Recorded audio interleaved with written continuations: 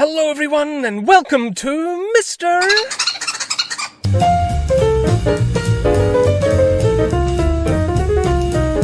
This is Africa, and here's Namibia. Now let's have a look, shall we? The 15th largest country in Africa, Namibia consists of arid plateaus and two deserts, the Kalahari and the Namib, from which it derives its name. The San were the first inhabitants, who to this day still follow the old hunting lifestyle of their ancestors. Over time, more peoples settled in the land, including the Nama in the south and the Bantu-speaking Damara who entered from the north. Because there was no writing in southern Africa in those days, we don't really know a lot about what was going on. The first Europeans to sight and step on Namibian soil were Portuguese explorers in the late 1400s, but it was another 2 centuries before European influence began to permeate the region, a curious mix of guns and the Bible, a bit like the South in the USA, I suppose. Christianity would become the majority religion, but at the time, the guns were in the ascendant, and caused quite a lot of havoc, as intertribal wars assumed a more explosive nature. Now, during the so-called scramble for Africa, when European powers gobbled up most of the continent, Namibia fell to the Germans.